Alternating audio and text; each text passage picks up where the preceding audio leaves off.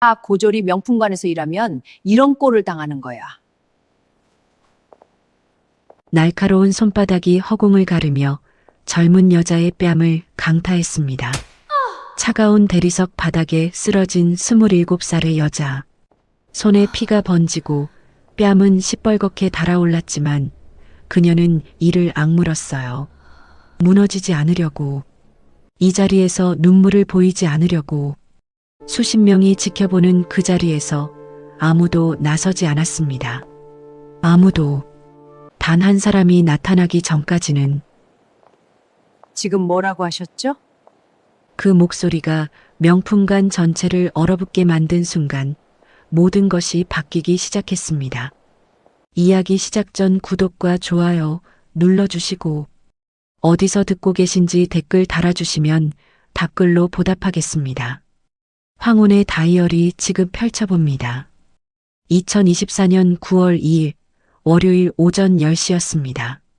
서울 마포구 성원그룹 본사 건물은 33층짜리 유리타워로 한강이 한눈에 내려다 보이는 자리에 세워져 있었어요.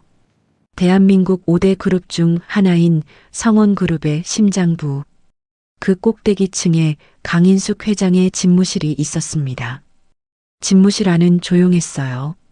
통유리 너머로 아침 햇살이 한강 수면에 부서지며 반짝이고 있었지만 강인숙은 그 풍경에 눈길 한 번 주지 않았습니다. 두툼한 보고서 위에 시선을 고정한 채 손에 든 만년필로 여백의 메모를 이어가고 있었죠. 63. 남편 없이 혼자 버텨온 세월이 어느덧 12년이었습니다. 그 세월만큼 그녀의 눈빛은 날카로워졌고 목소리는 낮아졌어요. 재계에서는 그녀의 이름 석자만 들어도 고개를 숙였죠. 누군가는 여제라 했고 누군가는 빙산이라 했습니다. 어디서 건드려도 차갑다고. 하지만 그것이 전부가 아니라는 걸 아는 사람은 거의 없었어요. 집무실 책상 한쪽 귀퉁이에 항상 놓여있는 작은 액자. 그 안에는 10살짜리 아들과 함께 찍은 흑백 사진이 담겨 있었습니다.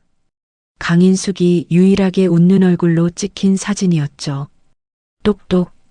회장님, 강준호 전무님 오셨습니다. 30대 초반의 박지수 비서가 문을 열고 고개를 숙였어요. 강인숙은 만년필을 내려놓으며 고개를 들었습니다. 들어오라고 해. 문이 열리며 강준호가 들어섰어요. 큰 키에 단정하게 다듬어진 짧은 머리, 짙은 차콜 수트. 미국과 영국에서 경영학을 공부하고 돌아온 후 성원그룹 전무로 자리를 잡은 지 3년째였습니다. 36살. 차기 후계자로 이미 이사회 안팎에서 공인된 인물이었죠. 그런데 오늘은 달랐어요. 평소에 준호라면 들어서자마자 해외 출장 보고서나 계약서과 자료를 꺼내 들었을 겁니다. 하지만 지금 그의 손은 비어 있었고 표정엔 어딘가 모를 긴장감이 감돌았어요. 강인숙은 그것을 놓치지 않았습니다. 앉아. 준호가 소파에 자리를 잡았어요. 강인숙은 책상 뒤에서 일어나 맞은편 소파로 옮겨 앉으며 말했습니다. 오늘은 보고 자료가 없네. 네. 오늘은 개인적인 얘기를 드리러 왔습니다. 강인숙이 눈썹을 살짝 올렸어요. 준호가 개인적인 얘기를 꺼낸 적이 언제였던가. 그것만으로도 이미 예사롭지 않은 방문이었습니다. 준호는 잠시 손을 모아 무릎 위에 얹었다가 천천히 입을 열었어요. 어머니, 저 사귀는 사람이 생겼습니다. 회장실 안에 짧은 침묵이 흘렀어요. 강인숙은 아무런 반응도 보이지 않았습니다. 그저 아들의 얼굴을 바라보고 있을 뿐이었죠. 준호는 그 시선을 받으며 말을 이어갔어요. 사귄 지는 6달 됐습니다. 어머니께 말씀드리는 게 맞다고 생각해서 이렇게 왔어요. 이름이 뭐야? 한다은입니다. 올해 27이에요. 어디서 일해? 준호가 잠깐 망설였습니다. 그 망설임을 강인숙은 정확히 읽었어요. 성원백화점 명품관입니다. 또 한 번 침묵이 흘렀죠.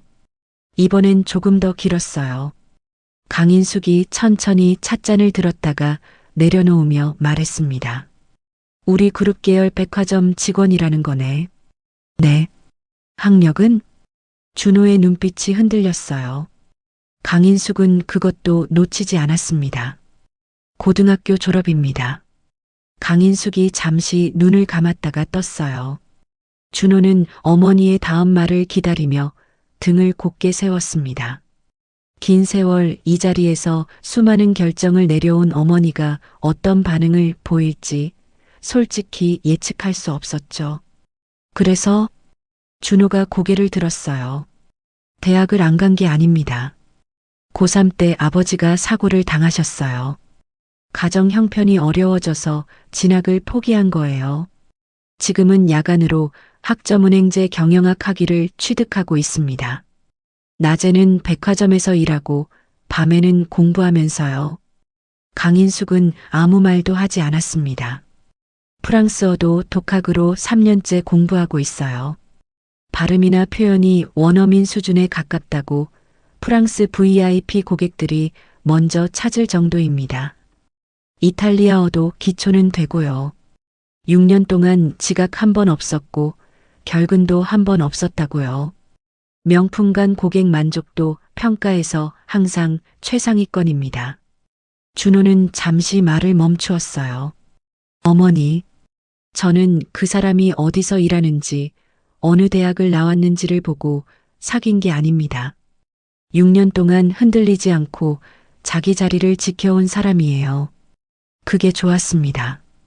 강인숙은 아들을 바라봤어요. 36살이 될 때까지 단 한 번도 여자 얘기를 꺼낸 적 없는 아들이 오늘 이렇게 단단한 목소리로 말하고 있었습니다. 36살에 처음이네. 준호가 멋쩍게 웃었어요. 네, 좀 늦었죠. 강인숙이 짧게 웃음을 내뱉었습니다. 아주 짧은 순간이었지만 준호는 그 웃음이 무엇을 의미하는지 알았어요. 어머니가 완전히 벽을 친 건 아니라는 뜻이었습니다. 이번 주 토요일 저녁 백화점 근처 레스토랑 잡아봐라. 셋이서 밥 한번 먹자. 준호의 눈이 잠깐 흔들렸어요. 정말이세요? 한번 봐야 알지. 강인숙은 다시 책상으로 돌아가며 말했습니다. 그리고 준호야. 네. 그 아이 얘기 좀 더 자세히 알고 싶다. 지수한테 내일 오전까지 기본사항 정리해달라고 해라. 준호는 잠시 멈추었다가 고개를 끄덕였어요. 어머니가 조사를 시키는 건 거부감이 아니었습니다. 강인숙이 아무에게나 관심을 갖는 사람이 아니라는 걸 준호는 누구보다 잘 알고 있었으니까요. 알겠습니다. 감사합니다, 어머니. 준호가 나간 후 회장실은 다시 고요해졌습니다. 강인숙은 창가로 걸어가 한강을 내려다봤어요. 햇살이 수면 위에서 조용히 흔들리고 있었죠. 36살 아들이 처음으로 데려오겠다는 여자. 고졸, 명품관 판매직, 야간 학점은행제, 프랑스어 독학. 강인숙은 천천히 눈을 감았다가 떴어요. 어떤 아이일까? 그 생각이 회장실을 가득 채운 채 오전의 햇살이 한강 위를 흘러가고 있었습니다. 성원그룹 본사 33층 회장실 2024년 9월 3일 화요일 오전 9시였어요. 전날 밤 박지수 비서는 한숨도 자지 못했습니다. 회장의 지시가 떨어진 순간부터 그녀는 인사팀 서버, 보안팀 CCTV 로그, 외부 신용조회 기관, 심지어 백화점 내부 고객 응대 기록까지 샅샅이 뒤졌어요. 자정이 넘어서도 복사기 소리가 멈추지 않았고 새벽 2시에는 보안팀장에게 직접 전화를 걸어 열람 권한을 요청했습니다. 밤새 프린트된 종이들이 회의실 바닥을 가득 메웠고 동이 틀 무렵에야 겨우 2개의 보고서가 완성됐죠. 박지수는 세수도 못한 채 옷만 갈아입고 회장실로 향했어요. 손에 든 파일이 무거운 건지 그 안에 담긴 내용이 무거운 건지 구분이 되지 않았습니다.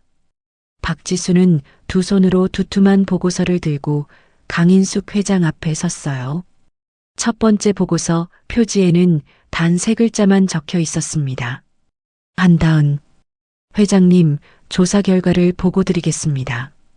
강인숙은 말없이 고개를 끄덕였어요. 창밖으로 한강이 아침 햇살에 반짝이고 있었지만 회장의 눈빛은 어느 때보다 진지했습니다. 책상 위에는 손도 대지 않은 커피 한 잔이 서서히 식어가고 있었죠. 강인숙은 새벽부터 이미 자리에 나와 있었어요.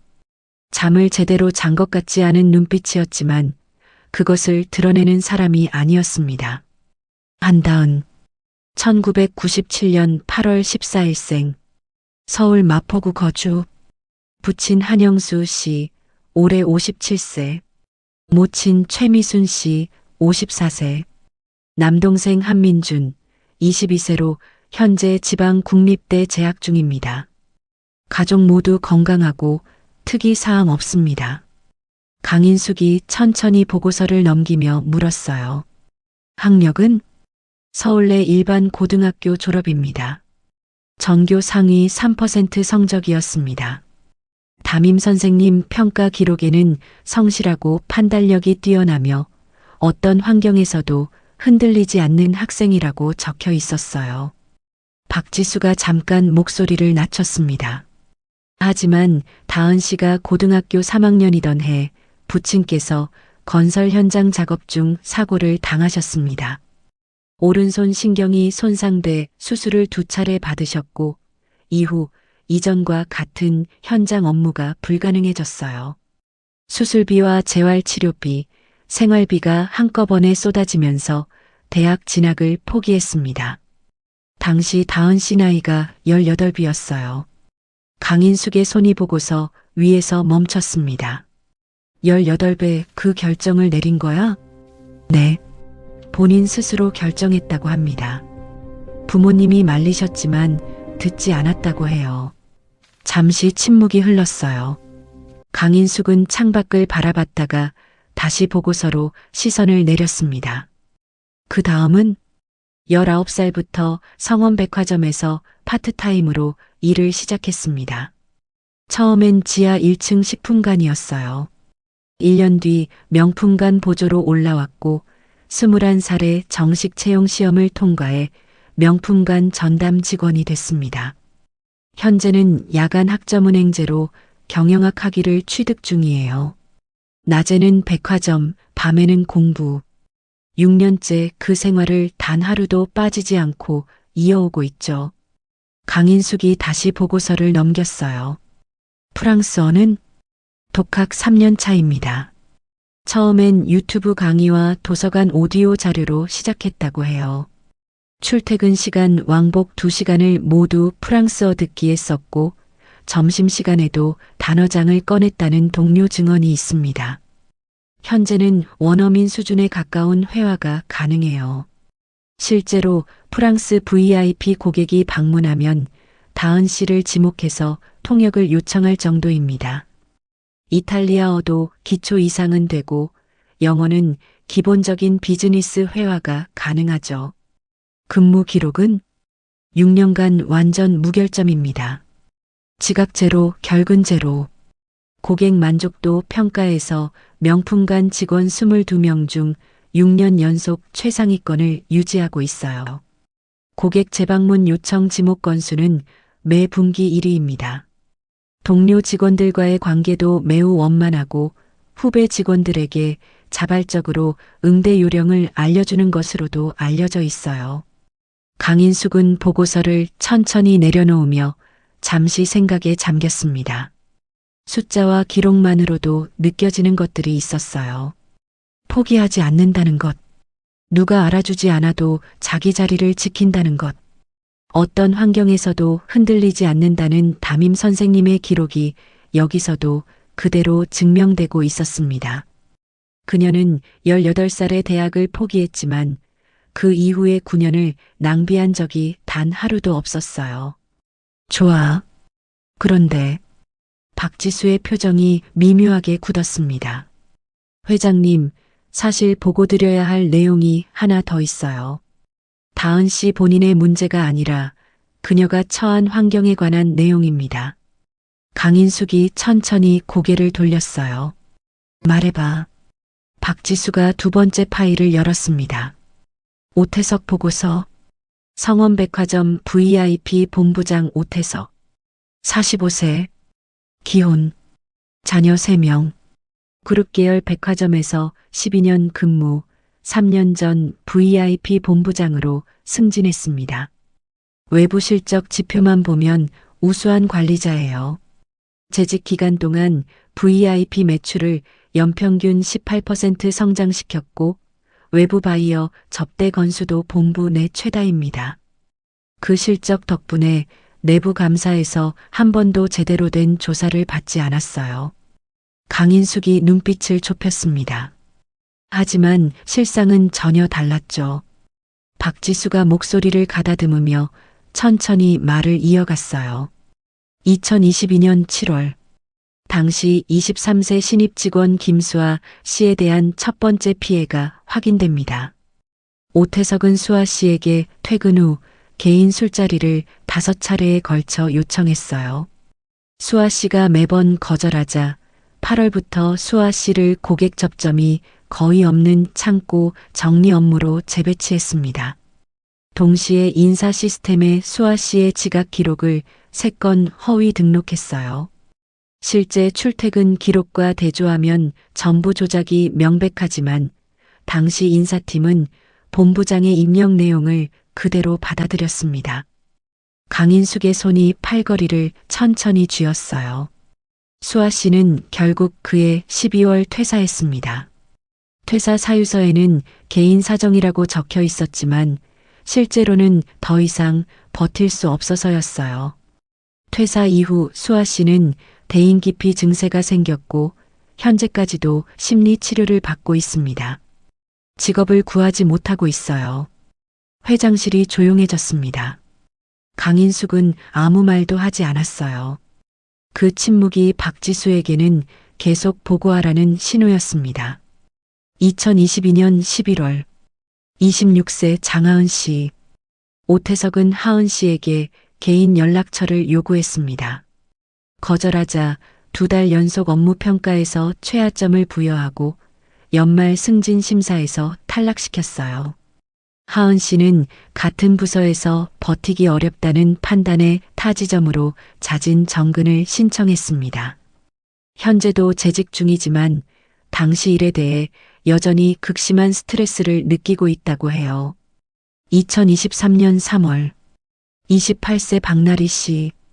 오태석은 업무 지시 중 나리 씨의 어깨와 팔에 반복적으로 신체 접촉을 시도했습니다.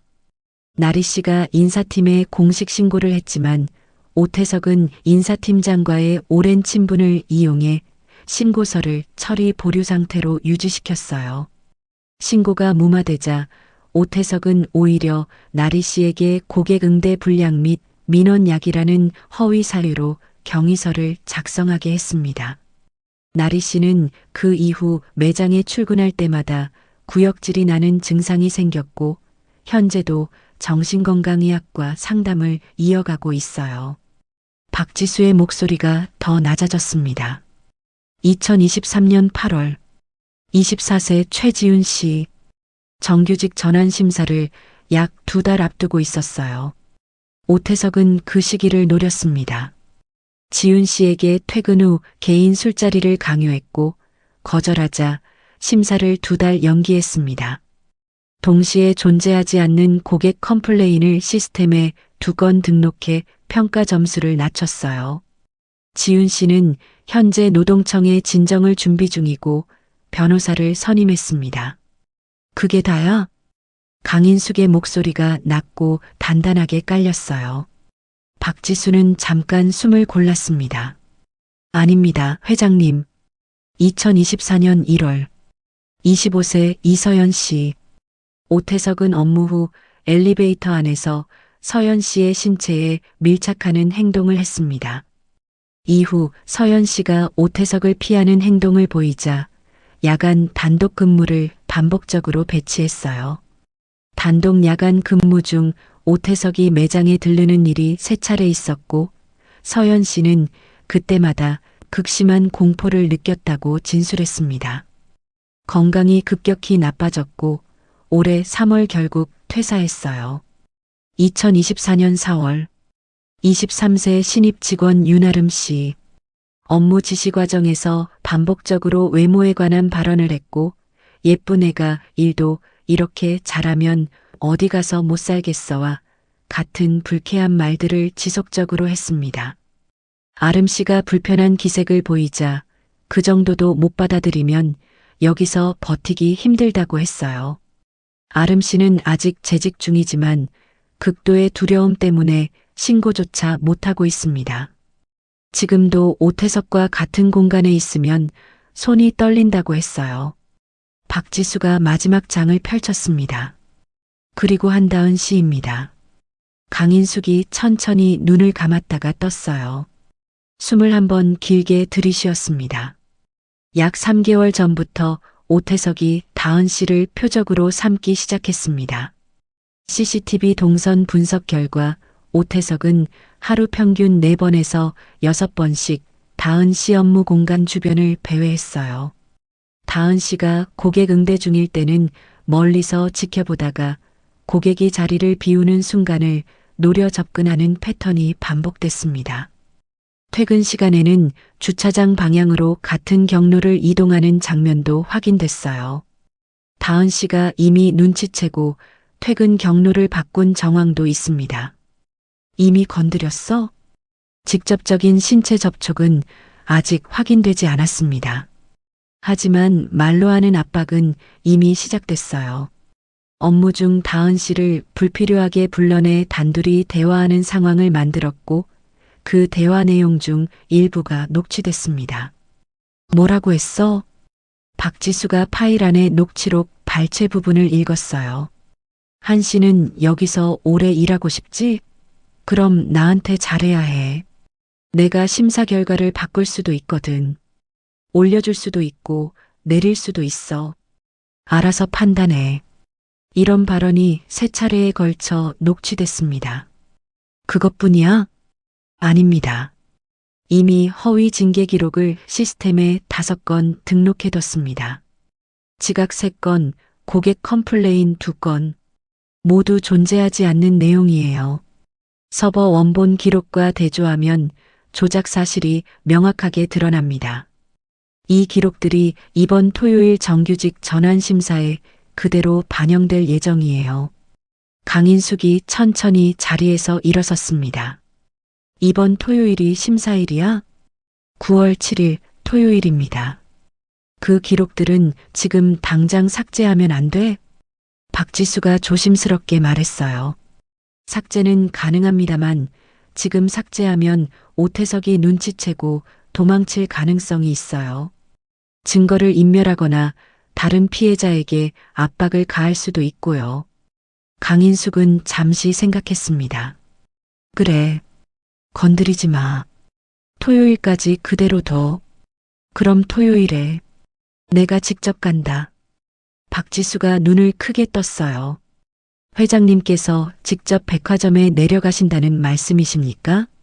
그자가 뭘 하는지 내 눈으로 직접 봐야겠어. 그리고 그 아이가 어떤 사람인지도. 강인숙은 창가로 걸어갔습니다. 한강이 아침 햇살에 반짝이고 있었어요. 손에 들린 오태석 보고서가 조용히 떨렸습니다. 피해자 7명, 퇴사 2명, 정신과 치료 2명, 노동청 진정 1명, 침묵 속에 버티는 사람들, 그리고 그 모든 것을 알면서도 매일 그 자리에 나와 고객을 맞이하는 27살의 여자. 지수야. 네, 회장님. 토요일에 나 수행하는 사람, 너 혼자야. 경호는 필요 없어. 그냥 평범한 손님처럼 들어갈 거니까. 알겠습니다. 그리고 하나 더. 박지수가 메모를 준비했어요. 오태석 관련 자료, 원본이랑 사본 전부 금고에 따로 보관해놔. 토요일 이후에 쓸 일이 생길 테니까. 박지수는 고개를 숙이며 말했습니다. 이미 해두었습니다, 회장님. 강인숙이 짧게 고개를 끄덕였어요. 토요일까지 사흘이 남아 있었습니다. 그 사흘 동안 오태석은 아무것도 모른 채 자신의 계획을 착착 진행하고 있을 거예요. 그리고 토요일 자신이 설치한 함정이 완전히 다른 방향으로 작동하게 될 거라는 것도 모른 채 강인숙은 한강을 바라보며 눈을 가늘게 좁혔습니다. 기다려라, 오태석. 2024년 9월 4일 수요일 오전 11시였어요. 강인숙은 평소와 전혀 다른 모습으로 성원백화점 정문을 들어섰습니다. 회장실에서의 날카로운 네이비 정장 대신 베이지색 캐시미어 코트에 큼직한 선글라스, 단정하게 묶은 머리. 어디서나 볼 수 있는 60대 중반의 여유로운 차림이었죠. 경호원은 없었어요. 박지수 비서만 평복 차림으로 몇 걸음 뒤를 따랐습니다. 두 사람은 마치 모녀처럼 보이기도 했어요. 백화점 1층 입구에서부터 강인숙은 천천히 걸음을 늦췄습니다. 오랜만에 오너가 아닌 손님의 눈으로 이 공간을 바라보는 것이었어요. 1층 화장품 매장의 직원들은 밝은 표정으로 고객을 맞이하고 있었고 안내 데스크에는 2명의 직원이 질문에 응대하고 있었습니다. 겉으로 보기에는 아무 문제가 없어 보이는 공간이었어요. 하지만 강인숙은 알고 있었습니다. 겉모습이 전부가 아니라는 것을. 에스컬레이터를 타고 2층으로 올라서자마자 진한 향수 냄새와 함께 고요하고 절제된 공간이 펼쳐졌어요. 유리 진열장 안에는 수백만 원짜리 핸드백과 시계들이 부드러운 조명을 받으며 빛나고 있었고 직원들은 일정한 간격을 유지하며 손님을 맞이하고 있었습니다. 카펫 바닥은 발소리를 완전히 흡수했고 은은한 클래식 음악이 공기 중에 흘렀어요. 강인숙은 자신이 이 건물의 주인이라는 사실을 철저히 지운 채 천천히 매장 안을 걸었습니다. 그리고 곧 그녀를 발견했어요. 한다은, 27살. 단정한 검은 유니폼에 작은 명찰. 긴 머리를 깔끔하게 올려 묶고 50대 중반으로 보이는 여성 고객 앞에서 핸드백 하나를 꺼내 조심스럽게 설명하고 있었어요. 목소리는 낮고 차분했고 손짓 하나하나가 정확하고 정중했습니다.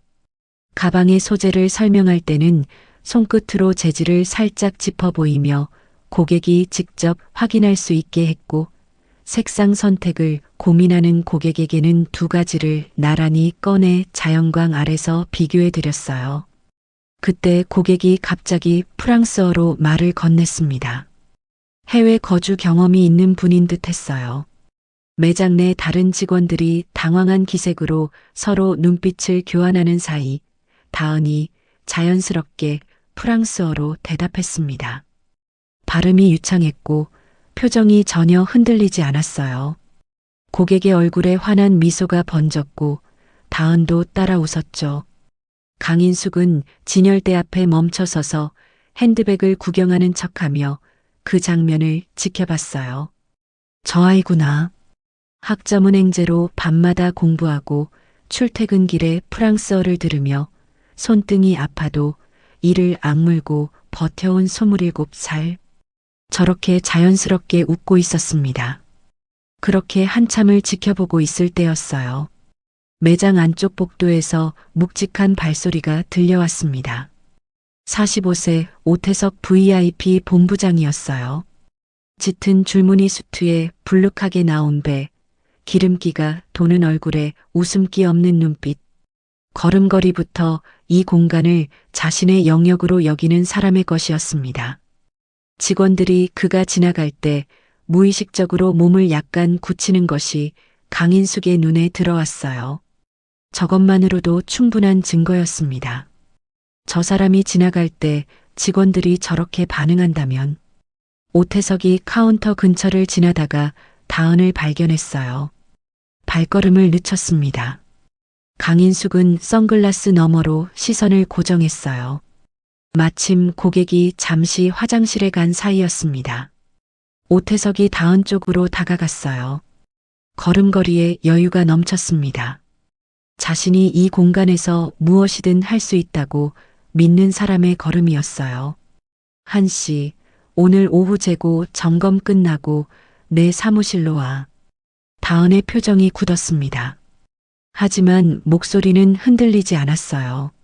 본부장님, 오늘 오후에는 VIP 예약 고객 응대가 잡혀 있어서요. 그거야 다른 애 시키면 되지. 내가 오라면 오는 거야. 죄송합니다만 해당 고객분이 저를 지정하셔서 제가 직접 응대해야 합니다. 오태석이 한 발짝 더 다가섰어요.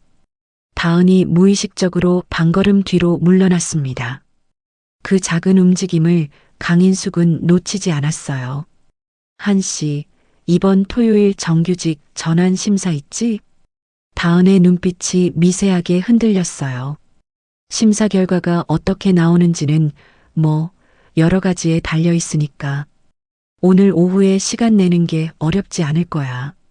알아서 판단해. 오태석은 그 말을 끝으로 아무 일도 없었다는 듯 몸을 돌려 걸어갔어요. 걸음걸이는 여전히 여유로웠습니다. 뒤를 한 번도 돌아보지 않았죠. 다은은 그 자리에 잠시 굳어 있었어요. 손이 미세하게 떨리고 있었습니다. 그녀는 천천히 눈을 감았다가 뜨고 깊게 숨을 들이쉬었어요. 그러고는 고객이 돌아오는 방향을 보며 미소를 준비했습니다. 아무 일도 없었다는 듯 강인숙은 그 모든 장면을 처음부터 끝까지 지켜봤어요. 선글라스 뒤로 감춰진 눈빛이 서서히 굳어갔습니다. 분노였어요. 조용하고 차가운, 그러나 그 어떤 뜨거운 분노보다 단단한 종류의 것이었습니다. 지수야. 뒤를 따르던 박지수가 다가왔어요. 방금 오태석이 한 말 녹음됐지? 박지수가 코트 안쪽 주머니에 든 소형 녹음기를 살짝 들어 보였습니다. 네, 회장님. 선명하게 전부 담겼습니다. CCTV 각도도 확인해놔. 저 장면이 제대로 찍혔는지 미리 보안팀에 부탁해뒀습니다. 카운터 쪽 카메라 2대가 해당 구역을 커버하고 있어요. 강인숙은 더 이상 아무 말도 하지 않았어요. 천천히 매장을 빠져나가며 다은이 있는 방향을 한 번 더 돌아봤습니다. 고객이 돌아왔고 다은은 이미 환한 미소로 응대를 이어가고 있었어요. 방금 전에 그 굳었던 표정이 언제였냐는 듯 저 아이는 저게 일상인 거구나. 매일 저런 협박을 받으면서도 매일 저 자리에 돌아와 웃는 거구나. 에스컬레이터를 타고 내려오는 동안 강인숙의 입술이 가늘게 떨렸습니다. 분노인지 안쓰러움인지 알 수 없는 감정이 가슴 깊은 곳에서 차오르고 있었어요. 토요일까지 이틀이 남아 있었습니다. 2024년 9월 7일 토요일 오전 11시 30분이었어요. 성원백화점 명품관은 주말 특유의 활기로 가득 차 있었습니다. 전날 밤 오태석은 임선아에게 전화를 걸었어요. 오래된 거래 관계였습니다. 임선아의 남편이 국회의원 보좌관으로 있을 때 오태석은 그 라인을 이용해 그룹 내 인사 청탁을 한 적이 있었고 임선아는 그 대가로 VIP 등급과 각종 편의를 제공받아왔죠. 서로의 약점을 쥐고 있는 관계였어요. 통화 내용은 간단했습니다. 선아 씨, 토요일에 명품관에 와서 한다은이라는 직원한테 트집 좀 잡아줘요. 환불 요청하면서 크게 한번 해줘요. 그냥 평소처럼. 임선아는 잠깐 생각했다가 웃으며 말했어요. 그 정도야 뭐. 대신 이번에 신상 나오면 VIP 성구매 됩니까? 물론이죠. 그렇게 계획이 완성됐습니다. 오태석은 그 통화를 마치고 나서 뿌듯한 표정으로 양주를 한 잔 마셨어요. 토요일이 지나면 한다은은 정규직 심사를 통과하지 못할 거고 그 다음은 자기 계획대로 될 거라고 생각했습니다. 하지만 그 통화가 이미 다른 곳에서 확보되고 있다는 사실은 전혀 몰랐어요. 오전 11시 40분, 명품관 입구 쪽이 갑자기 술렁이기 시작했습니다. 임선아, 52세, 국회의원 보좌관 부인, 밍크 코트에 100만 원이 넘는 핸드백, 굽 높은 하이힐, 뒤로는 젊은 여자 둘이 바짝 따라붙었어요. 그 눈빛에는 처음부터 트집을 잡겠다는 의지가 역력했습니다. 다은은 그 순간 직감적으로 무언가 이상하다는 것을 느꼈어요. 오전 내내 불안한 느낌이 떠나지 않았거든요. 오태석이 오늘 특별히 일찍 출근해 매장을 돌아다니고 있었고 몇 번씩 그녀 쪽을 흘끗거렸습니다. 이유 없이 그러는 사람이 아니었어요. 임선아가 다은에게로 곧장 걸어왔습니다. 거기 당신이 한다은이야? 네, 고객님. 무엇을 도와드릴까요? 내가 지난달에 여기서 산 가방 있잖아. 스티치 나왔어. 환불해줘. 다은은 침착하게 응대했습니다. 시스템을 열어 임선아 명의의 구매 이력을 조회했어요. 최근 석 달간 단 한 건도 없었습니다. 고객님, 죄송합니다만 최근 구매 이력이 확인되지 않고 있어요. 다른 분 명의로 구매하셨거나 혹시 다른 지점에서 구매하신 건 아닐까요? 조금 더 확인해 볼까요? 임선아의 눈이 가늘어졌어요. 뭐, 내가 거짓말하는 것처럼 말하는 거야, 지금? 그런 의미가 전혀 아닙니다. 시스템상 확인이 안 돼서 여쭤보는 거예요, 고객님. 어디서 말대꾸야. 임선아의 목소리가 갑자기 날카롭게 높아졌습니다. 명품관 안의 시선들이 일제히 쏠렸어요. 바로 그 순간 마치 기다리고 있었다는 듯 오태석이 매장 안쪽에서 걸어 나왔습니다. 강인숙은 매장 한켠에서 그 타이밍을 놓치지 않았어요. 기다리고 있었던 거구나. 처음부터 자리를 지키고 있다가 이 순간을 기다린 거야. 오태석이 임선아를 향해 환한 미소를 지으며 다가왔습니다. 선아 씨 오셨어요? 직원이 불편하게 해드렸나요? 제가 바로 처리해드리겠습니다. 그러고는 다은을 향해 눈빛을 바꿨어요. 한 씨, 비켜봐. 내가 처리할게. 임선아의 목소리가 더 커졌습니다. 오 본부장, 내가 지난달에 산 가방 환불 요청했더니 이 직원이 없는 이력이라고 나한테 거짓말쟁이 취급을 했잖아요. 이런 직원이 어떻게 명품관에서 일해요? 오태석이 미간을 찌푸리며 다은을 바라봤어요. 한 씨, 고객님 구매 이력 확인도 제대로 안 하고 그런 말씀 드렸어? 본부장님 시스템상 이력이 없어서 확인 중이었습니다. 절차대로 진행하고 있었어요. 이력이 없으면 다른 방법으로 먼저 확인을 했어야지. 고객님을 먼저 의심하는 게 말이 돼? 저는 의심한 게 아니라. 됐어, 한 씨. 오태석이 목소리를 낮추며 말했습니다. 오늘 심사 있는 거 알지? 지금 이 상황이 어떻게 기록될지는 알아서 생각해봐. 다은의 얼굴이 하얗게 질렸어요. 이것이 처음부터 계획된 함정이라는 것을 그녀는 이제 확신했습니다. 임선아는 처음부터 트집을 잡으러 온 것이고 오태석이 그 뒤에서 그림을 그린 것이었어요. 구매 이력이 없는 것도 당연한 거였습니다. 처음부터 없었으니까요. 하지만 증거가 없었어요. 지금 당장 이것이 함정이라고 외쳐봤자 아무도 믿어주지 않을 거라는 것도 알고 있었습니다. 오태석이 그것을 정확하게 계산하고 있다는 것도. 다은은 이를 악물었어요. 포기하지 마. 아직 끝나지 않았어. 오후 1시 임선아의 난동은 점점 수위가 높아지고 있었습니다. 처음엔 환불 문제였던 것이 어느새 직원 태도 문제로 번졌고 이어서 매장 관리 수준 문제, 백화점 전체의 고객 서비스 수준 문제로 확대됐어요. 임선아는 목소리를 높이며 일부러 매장 한복판에 자리를 잡았습니다. 주변 고객들이 다 볼 수 있게, 더 많은 사람들이 들을 수 있게. 이 백화점이 고객을 이렇게 대우해? 내가 여기 몇 년을 다닌 줄 알아? 이런 직원을 왜 채용한 거야? 고졸이 명품관에서 일하면 이런 식으로 대하는 거야? 다은은 계속해서 정중하게 응대했어요.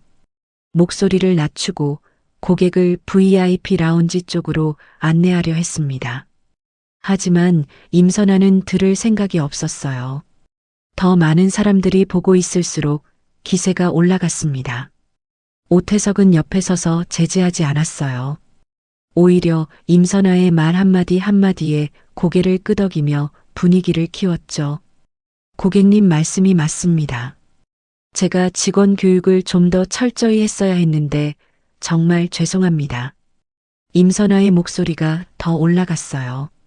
죄송하다고 끝이야? 이 직원 당장 내보내야 하는 거 아니야? 고객님, 인사 조치는 내부 절차가. 절차? 절차 따지는 거야, 지금? 고객이 이렇게 황당한 대우를 받았는데 절차가 먼저야? 임선아가 갑자기 진열대 위에 놓인 다은의 업무 태블릿을 집어 바닥에 내동댕이 쳤습니다. 유리 케이스가 산산조각 나며 파편이 튀었어요. 주변 고객들이 놀라 뒤로 물러섰습니다. 직원들이 허겁지겁 고객들을 멀리 유도했어요. 그래도 다은은 흔들리지 않았습니다. 무릎을 굽혀 손님들이 조각들을 다치면 안 줍기 되니까 조심스럽게 시작했어요. 치울게요. 뒤처리를 해야 피가 했으니까요. 나네. 괜찮아. 계속해야지. 누군가 파편에 다치면 다 안 됐으니까요. 치웠어요. 이제 안전할 거예요. 그냥 두면 되잖아. 왜 내 앞에서 그러고 있어? 임선아가 발을 들어 다은이 줍던 태블릿 파편을 세게 걷어찼어요. 날카로운 파편 하나가 공중으로 튀어올라 다은의 손등을 스치며 스쳤습니다. 붉은 선이 생기더니 이내 핏방울이 맺혔어요. 다은이 잠깐 손을 움켜쥐었습니다. 임선아는 그것을 보고 코웃음을 쳤어요. 어머, 왜 드라마 찍어? 일부러 연기하는 거 아니야? 뒤따라왔던 젊은 여자가 비웃으며 맞장구를 쳤습니다. 진짜 오버 아니에요? 임선아가 다은의 어깨를 거칠게 밀쳤어요. 다은이 중심을 잃고 비틀거렸습니다. 발이 파편에 걸렸고 몸이 앞으로 쏠렸어요. 그 순간이었습니다. 임선아의 손바닥이 허공을 가르며 다은의 뺨을 강타했어요. 쩌렁한 소리가 명품관 전체에 울려 퍼졌습니다. 다은이 차가운 대리석 바닥에 쓰러졌어요. 뺨이 시뻘겋게 달아올랐고 바닥에 짚은 손등에서 피가 번지고 있었습니다. 귀에서 웅웅거리는 소리가 났어요. 명품관 안이 완전히 얼어붙었습니다. 수십 명의 고객과 직원들이 숨을 멈추고 그 장면을 바라봤어요. 아무도 말을 꺼내지 못했습니다. 아무도 선뜻 나서지 못했어요. 오태석은 팔짱을 낀 채 그 자리에 서 있었고 그 눈빛에는 당혹감도 없었고 제지하려는 의지도 없었습니다. 오히려 계획대로 됐다는 듯 차갑고 담담했어요. 임선아가 바닥에 쓰러진 다은을 내려다보며 말했습니다. 고졸이 명품관에서 일하면 이런 꼴을 당하는 거야. 어울리지도 않는 자리에 앉아 있으니까. 그 말이 명품관 전체에 또렷하게 울려 퍼졌어요. 다은은 바닥에 손을 짚으며 일어나려 했습니다. 뺨이 타오르고 손등에서 피가 흘렀지만 무너지지 않으려 했어요. 이 자리에서 눈물을 보이지 않으려고, 저 사람들 앞에서 무너지지 않으려고. 손이 떨렸습니다. 다리도 떨렸어요. 그래도 이를 악물었습니다. 바로 그때였어요. 지금 뭐라고 하셨죠? 서늘하고 단단한 목소리가 명품관 전체를 가로질렀습니다. 모든 시선이 입구 쪽으로 향했어요. 베이지색 캐시미어 코트, 선글라스는 이미 벗어서 손에 들려 있었습니다. 63세 강인숙이 성큼성큼 명품관 안으로 걸어오고 있었어요. 걸음걸이가 달랐습니다. 아까까지 매장을 둘러보던 그 여유로운 걸음이 아니었어요. 단단하고 빠르고 무언가를 향해 정확하게 나아가는 걸음이었습니다.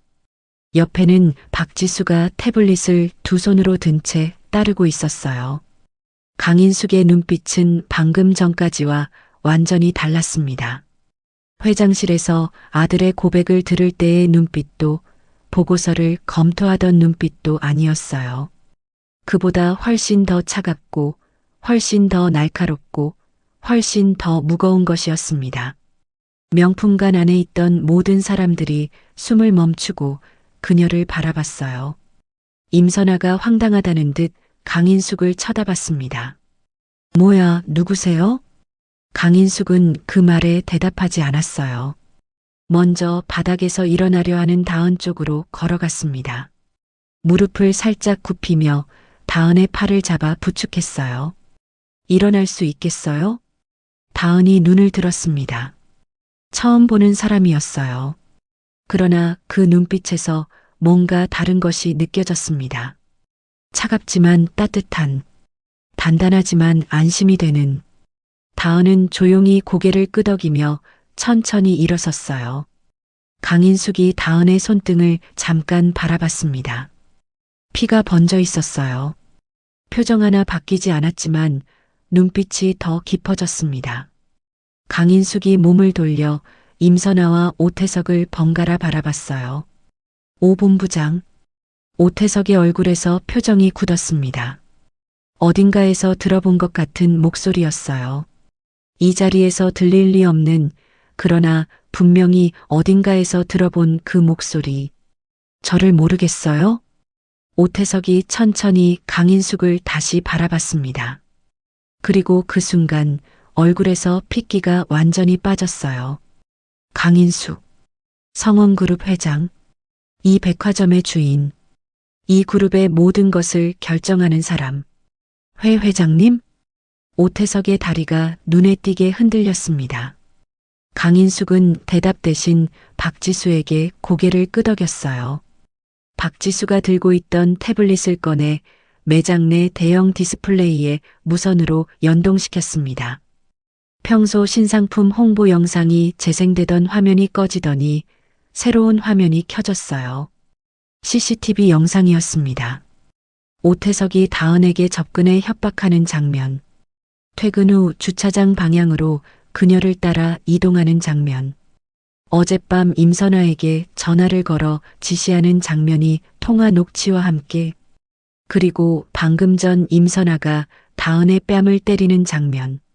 명품관 전체가 얼어붙었어요. 고객들 사이에서 낮은 웅성거림이 일었습니다.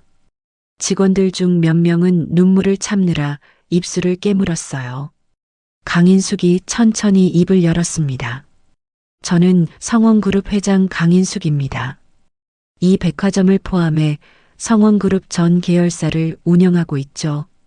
임선아의 얼굴이 새하얗게 질렸어요. 오늘 여러분이 보신 장면은 사전에 철저하게 기획된 함정입니다. 오태석 본부장이 임선아 씨를 동원해 특정 직원을 표적으로 삼아 해고 사유를 만들려 했어요. 그 대가로 임선아 씨에게는 VIP 혜택을 약속했습니다. 강인숙의 목소리는 높아지지 않았어요. 오히려 더 낮고 더 또렷하게 깔렸습니다. 하지만 그것만이 문제가 아닙니다. 박지수가 태블릿을 넘겼어요. 화면이 바뀌었습니다. 오태석 본부장은 지난 2년 반 동안 이 매장 여직원 7명을 대상으로 직권 남용, 허위 징계 기록 조작, 성희롱을 반복해왔습니다. 오늘 이 자리에서 그 전모를 공개합니다. 화면에 이름들이 하나씩 올라왔어요. 김수아, 장하은, 박나리, 최지윤, 이서현, 윤아름, 한다은. 7개의 이름과 함께 오태석이 각각에게 저지른 행위들이 날짜별로 정리되어 흘러갔습니다. 구체적인 날짜, 구체적인 장소, 구체적인 발언들. 직원들 중 몇 명이 결국 울음을 터뜨렸어요.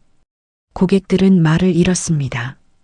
오태석은 그 자리에 굳은 채 한 발짝도 움직이지 못했어요.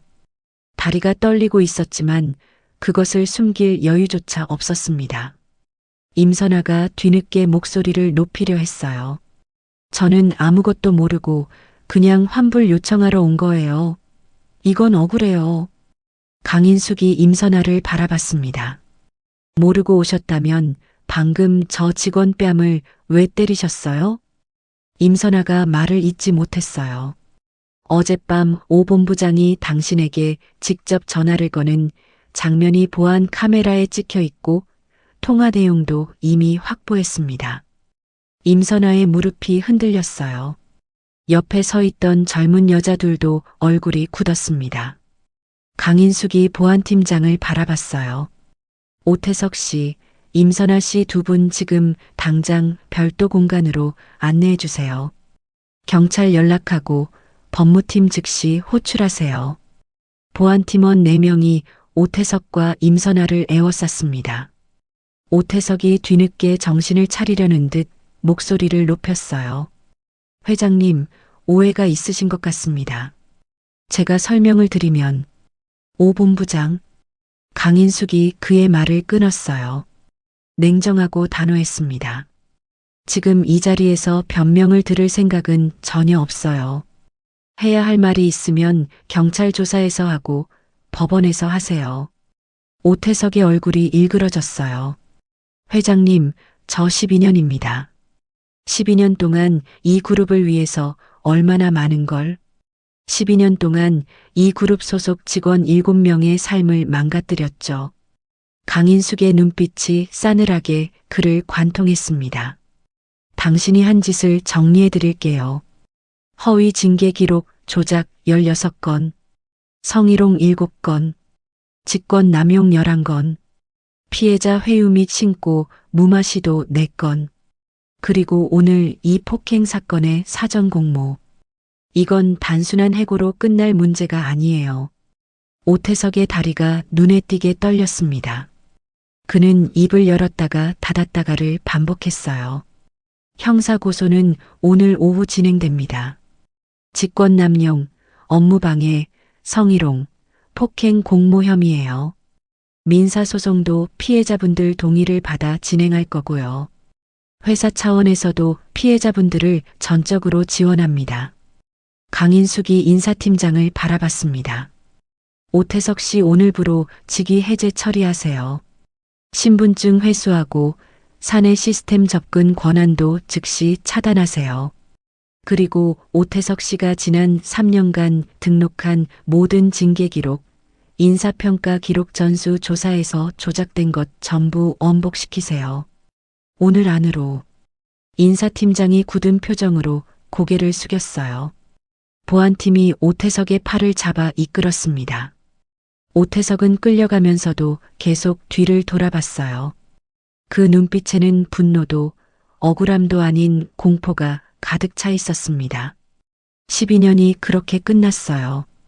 임선아는 이미 다리에 힘이 완전히 풀려 있었습니다. 저는 그냥 부탁을 받아서 저도 피해자예요. 그 말도 경찰 조사에서 하시면 됩니다. 강인숙은 더 이상 임선아를 보지 않았어요. 그녀는 천천히 다은에게로 걸어갔습니다. 다은은 명품관 한쪽에 서서 이 모든 상황을 바라보고 있었어요.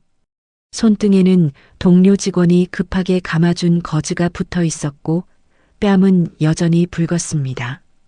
그러나 눈빛은 흔들리지 않았어요. 강인숙이 다은 앞에 섰습니다. 많이 다쳤어요? 괜찮습니다. 괜찮지 않아도 돼요. 그 짧은 한마디에 다은의 눈물샘이 터졌어요. 6년 동안 한 번도 허락한 적 없는 눈물이었습니다. 누가 알아주지 않아도 괜찮다고, 혼자서도 할 수 있다고, 무너지지 않겠다고 버텨온 시간들. 그 모든 것이 단 한 문장에 무너졌어요. 다은은 입술을 깨물며 눈물을 참으려 했습니다. 그래도 흘렀어요. 강인숙이 매장 전체를 향해 몸을 돌렸습니다. 오늘 이 자리에 계신 고객 여러분, 그리고 이 매장 직원 여러분, 명품관이 완전히 조용해졌어요. 오늘 일에 대해 성원그룹을 대표해서 진심으로 사과드립니다.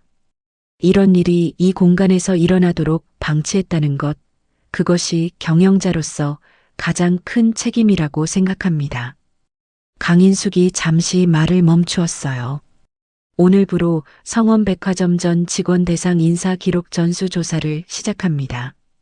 조작된 기록이 발견된 경우 전부 원복되고 해당 기록으로 불이익을 받은 직원분들께는 회사 차원의 보상이 이루어집니다. 피해 직원 7분께는 오늘 당장 인사팀에서 개별 연락이 갈 거예요.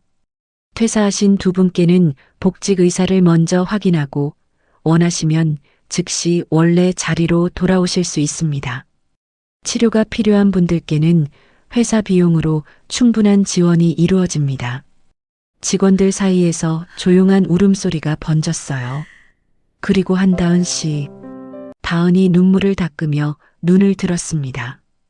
오늘 정규직 전환 심사 결과는 이미 나왔어요. 인사위원회 만장일치 통과입니다. 오태석이 등록한 허위 징계 기록 5건은 방금 전 전부 삭제 처리됐어요. 다은의 입에서 작은 소리가 새어나왔습니다. 눈물이 다시 흘렀어요. 이번엔 참지 않았습니다. 6년이었어요. 대학을 포기한 그날부터 지금 이 자리까지 단 하루도 낭비한 적 없는 6년. 그 시간들이 오늘 이 자리에서 비로소 제자리를 찾은 것 같았습니다. 그날 저녁 7시였어요. 강인숙은 백화점 근처 한식 레스토랑 별실에서 준호와 다은을 기다리고 있었습니다. 낮에 명품관에서 있었던 일이 믿기지 않을 만큼 조용한 저녁이었어요. 창밖에는 서울의 가을 저녁이 깊어가고 있었고 테이블 위에는 따뜻한 차 한 잔이 피어오르고 있었습니다. 준호가 먼저 문을 열고 들어왔어요. 다은이 옆에 있었습니다. 다은은 낮에 소란이 있었음에도 단정하게 옷을 갈아입고 나왔어요. 검은 재킷에 단정한 머리, 손등의 거지만이 오늘 하루를 말해주고 있었습니다. 눈가가 아직 약간 부어 있었지만 등은 곧게 펴져 있었어요. 준호는 어머니 앞에 서자 말을 잃었습니다. 어머니, 저 오늘 낮에 연락을 드렸어야 했는데. 알아요. 앉아요, 둘 다. 셋이 자리를 잡았습니다. 강인숙이 다은을 바라봤어요. 많이 놀랐죠? 네. 나도 놀랐어요. 저렇게까지 할 거라곤 생각을 못했거든요. 다은이 조용히 고개를 들었습니다. 강인숙이 오늘 낮에 그 자리에 있었다는 것, 그리고 그것이 우연이 아니었다는 것을 이제 눈치채고 있었어요.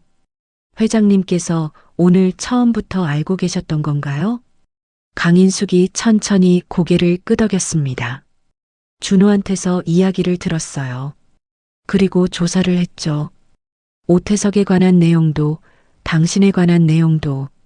다은이 숨을 멈췄어요. 당신 이야기를 들었을 때 직접 봐야겠다고 생각했어요.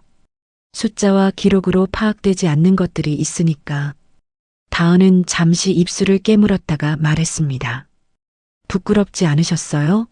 아드님이 데려온 사람이 고졸의 백화점 판매직이라는 게. 강인숙이 다은을 바라봤어요. 오늘 낮에 봤어요. 모든 게 무너지는 상황에서도 고객을 위해 파편을 치우던 사람. 뺨을 맞고 쓰러지면서도 일어나려던 사람. 강인숙이 잠깐 말을 멈추었다가 이어갔어요.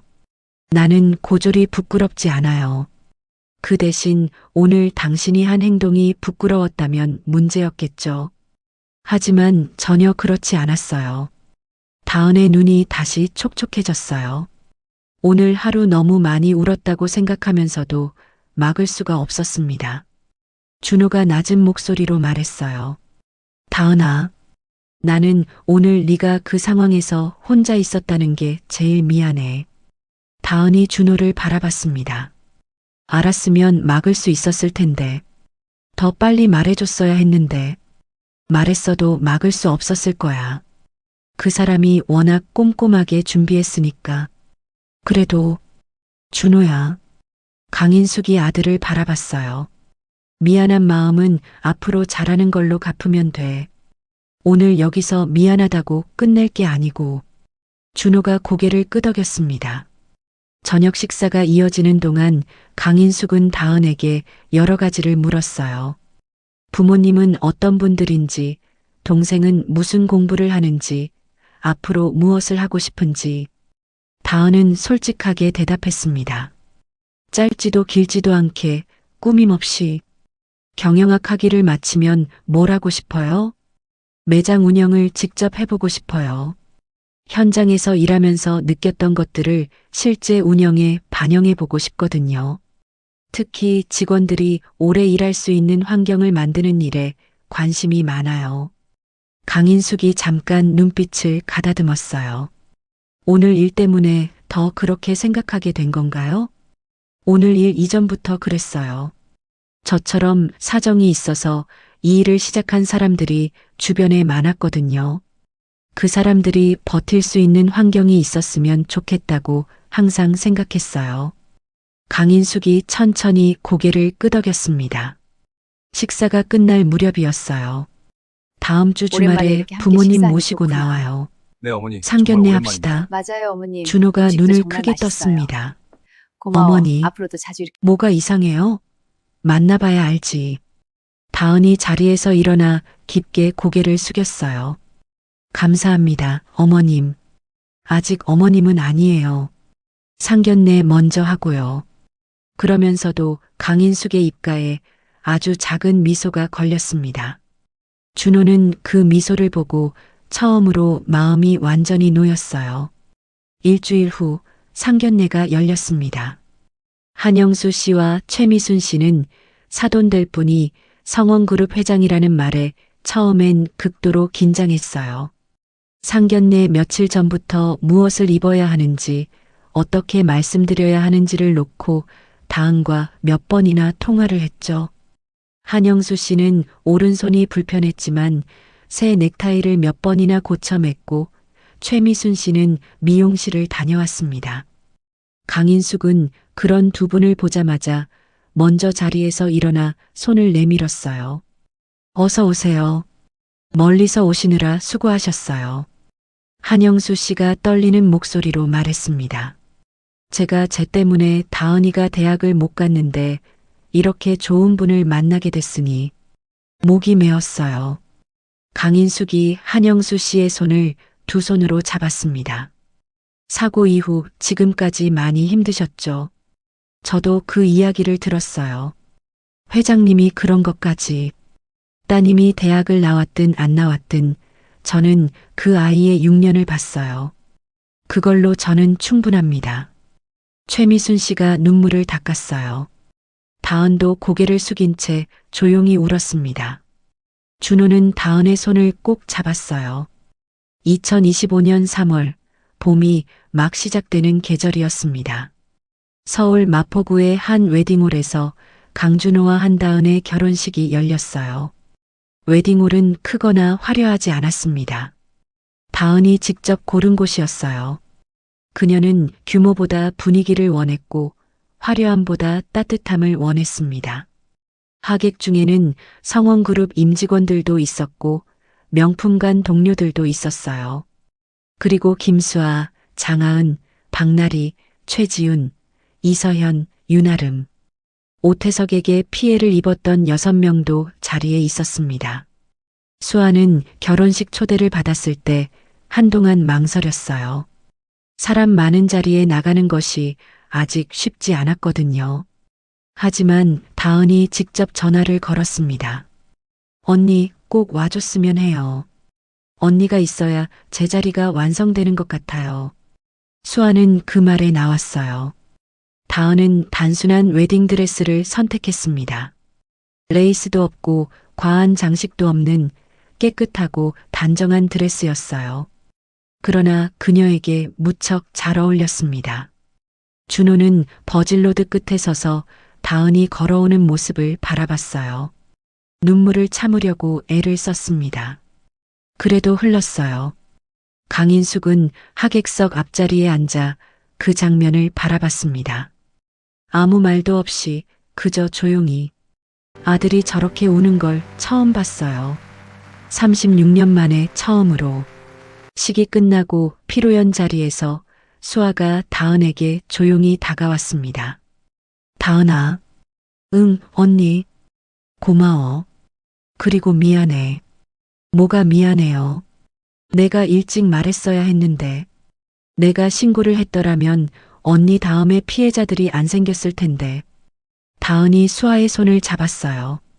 언니가 할 수 있는 상황이 아니었잖아요. 그건 언니 잘못이 아니에요. 수아의 눈에서 눈물이 흘렀습니다. 다은도 눈가가 촉촉해졌어요. 결혼식이 끝나고 한 달 후인 4월, 다은은 성원백화점 명품관 팀장으로 정식 발령을 받았습니다.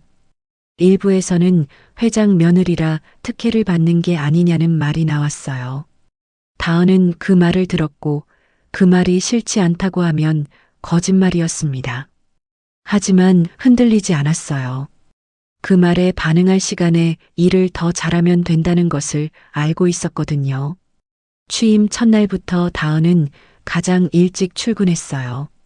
진열 상태를 직접 점검했고 오전 미팅에서는 각 직원의 담당 고객 현황을 세세하게 파악했습니다. 오후에는 프랑스 VIP 고객 응대 가이드를 새로 작성했어요. 기존에 있던 가이드는 너무 형식적이어서 실제 응대에는 도움이 되지 않는다고 판단했기 때문이었습니다.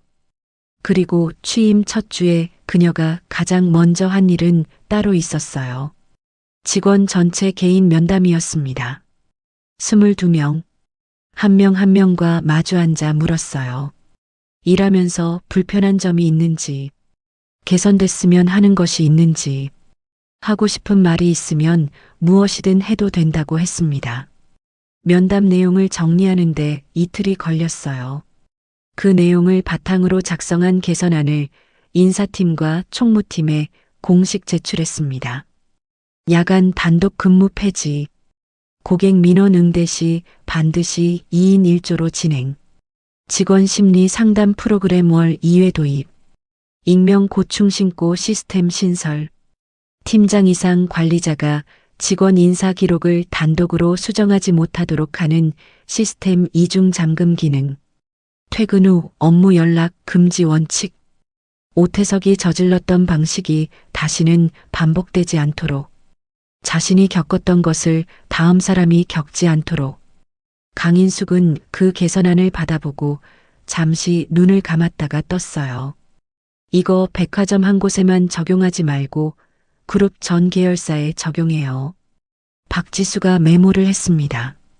전 계열사면 규모가 상당합니다만. 그래서요? 바로 추진하겠습니다. 3개월 후 성원백화점 명품관 매출이 전년 동기 대비 28% 상승했어요. 직원 이직률은 절반으로 줄었습니다.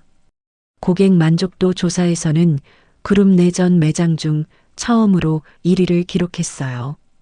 6개월 후 성원그룹 전 계열사에 직원 보호 시스템이 정식 도입됐습니다. 그룹 공식 보도 자료의 한 줄이 그 변화를 요약하고 있었어요. 성원그룹 전 계열사 직원 권익 보호 시스템 전면 도입, 익명 신고, 심리 지원, 인사 기록, 독립 검증 시스템 시행. 그 변화의 시작점에 한다은의 이름이 있었습니다. 오태석은 그해 11월 1심에서 징역 2년 6개월에 집행유예 4년, 벌금 3천만 원을 선고받았어요. 피해자 7명에 대한 민사 손해배상도 확정됐습니다. 임선아는 폭행 및 공모 혐의로 벌금 700만 원, 사회봉사 240시간을 명령받았어요. 그녀의 남편 보좌관도 언론에 보도되면서 자진 사퇴했습니다. 김수아는 복직을 결정했어요. 결정하기까지 시간이 걸렸습니다. 하지만 다은의 목소리가 그 결정을 도왔어요. 이제 달라졌어요, 언니. 제가 보장할게요. 수아는 그 말을 믿었습니다. 그리고 돌아왔어요. 2025년 늦가을이었어요. 다은이 팀장 업무에 완전히 적응하고 명품관이 새로운 리듬을 찾아가던 무렵이었습니다. 어느 아침 출근 준비를 하다가 갑자기 어지러움을 느꼈어요. 처음엔 피로가 쌓인 것이라 생각했습니다. 야근을 며칠 했고 주말에도 쉬지 못했으니까요. 그런데 이틀이 지나도 나아지지 않았어요. 사흘째 아침 출근길 지하철 안에서 갑자기 메스꺼움이 올라왔습니다. 다은은 그날 오후 퇴근길에 병원에 들렀어요. 의사가 말했습니다. 축하드려요. 8주 됐네요. 다은은 진료실을 나와 병원 복도 의자에 오래 앉아 있었어요. 기쁨인지 놀라움인지 알 수 없는 감정이 뒤섞여서 어떤 표정을 지어야 할지 몰랐습니다. 웃어야 하는데 눈물이 나오려 했어요. 울어야 하는 것도 아닌데 기쁨에 몸이 떨렸습니다. 저녁에 준호에게 말했어요. 다은이 조심스럽게 꺼낸 말이 채 끝나기도 전에 준호는 자리에서 일어나 다은을 안았습니다. 아무 말도 하지 않았어요. 그냥 오래 안고 있었습니다. 다은은 그 침묵이 어떤 말보다 좋았어요. 울어요? 아니. 코 훌쩍이는 소리 들렸는데 바람 소리야. 다은이 피식 웃었어요. 준호도 웃었습니다. 다음 날 강인숙에게 전화를 드렸어요. 강인숙은 전화기 너머로 잠시 조용했습니다. 언제야? 내년 6월이에요. 또 짧은 침묵이 흘렀어요. 수고했어요. 그게 전부였습니다. 그러나 다은은 그 세 글자가 얼마나 많은 것을 담고 있는지 알았어요. 인정, 애정, 그리고 오랫동안 혼자 지켜봐온 사람만이 건넬 수 있는 따뜻함. 전화를 끊고 다은은 한참을 그 말을 되새겼습니다. 다은은 임신 중에도 업무를 이어갔어요. 무리하지 않는 선에서였지만 자리를 비우지 않았습니다. 동료들이 걱정했고 준호도 걱정했어요. 강인숙도 한 번은 전화로 말했습니다. 좀 쉬어도 돼요. 저 괜찮아요, 어머님. 고집 센 건 누굴 닮은 건지. 다은이 웃었어요. 어머님 닮은 것 같아요. 전화기 너머로 작은 웃음소리가 들렸습니다. 강인숙이 전화에서 웃는 소리를 내는 건 드문 일이었어요. 2026년 6월, 봄에서 여름으로 넘어가는 계절이었습니다. 다은이 딸을 낳았어요. 준호는 분만실 앞 복도에서 다 큰 남자가 어울리지 않게 두 손을 꽉 쥐었다 폈다를 반복했어요. 앉았다가 일어났다가를 반복했고 물을 사왔다가 그냥 들고 서 있었습니다. 박지수가 옆에서 말했어요. 전무님 좀 앉으시죠. 응. 앉았다가 다시 일어났어요. 강인숙은 대기실 구석 의자에 앉아 조용히 기다렸습니다. 핸드폰도 보지 않았어요. 그저 그 자리에 앉아 문이 열리기를 기다렸습니다. 복도에 아이 울음소리가 울려 퍼졌을 때 준호의 눈에서 눈물이 흘렀어요. 이번엔 숨기지 않았습니다. 강인숙이 천천히 자리에서 일어났어요. 창밖으로 6월의 햇살이 눈부시게 쏟아지고 있었습니다. 아이의 이름은 강소율이었어요. 소율이 처음 눈을 떴을 때 강인숙은 병실 침대 옆에 앉아 그 작은 손을 조심스럽게 잡았습니다. 주름진 손이 아주 작고 부드러운 손을 감쌌어요. 잘 왔다. 다은은 침대에 기대어 그 장면을 바라봤습니다. 눈물이 흘렀어요. 이제는 참지 않았습니다. 고3 때 아버지의 사고가 없었다면, 대학을 포기하지 않았다면, 그 19살 겨울 성원백화점 파트타임 면접장으로 향하지 않았다면, 어쩌면 이 자리에 없었을 거예요. 하지만 다은은 이제 알고 있었습니다. 굽이진 길들이 결국 여기로 이어졌다는 것을. 넘어지고 버티고 울지 않으려 이를 악물었던 그 시간들이 허투루 흐른 것이 아니었다는 것을. 성원백화점 명품가는 그의 연간 매출 성장률 45%를 기록했어요. 직원 만족도 조사에서는 그룹 내전 매장 중 1위를 다시 차지했습니다. 그리고 그 숫자들 뒤에는 매일 아침 누구보다 일찍 출근해 직원들에게 먼저 인사를 건네고 고객의 이름을 기억하고 아무리 힘든 날에도 웃음을 잃지 않는 한 사람이 있었어요. 준호가 어느 저녁 소유를 안으면서 다은에게 말했습니다. 당신 처음 봤을 때부터 알았어. 이 사람은 어디서든 빛난다는 걸. 다은이 웃으며 대답했어요. 그런 말은 이제 소율이한테 해줘요. 저한테는 안 먹혀요. 준호가 웃었어요. 강인숙이 소율을 아는 채 말했습니다. 잘 먹히는데. 셋이 함께 웃었어요. 그 웃음소리가 잔잔하게 방 안을 채우는 동안 6월의 저녁 햇살이 창을 타고 조용히 흘러들어오고 있었습니다. 한다은은 누군가 알아줘서 버틴 게 아니었어요. 아무도 몰라줘도 아무도 보지 않아도 매일 그 자리에 나왔습니다. 지각 한 번 없이, 결근 한 번 없이 새벽에 일어나 출근하고 밤늦게까지 공부했어요. 누군가 자신을 짓밟으려 해도 무너지지 않으려 이를 악물었죠. 그 시간들이 화려하지 않았기 때문에 아무도 주목하지 않았습니다.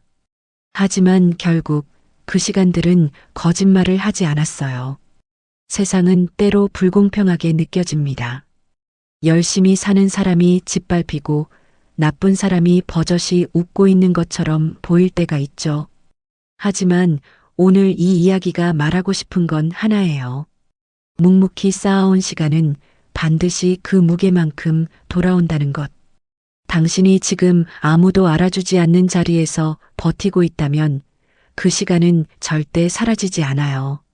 언젠가 반드시 제자리를 찾게 됩니다. 오늘 하루도 수고하셨습니다. 이야기를 끝까지 들어주신 분이 계시다면 잘 들었다고 댓글 하나만 남겨주세요. 감사합니다.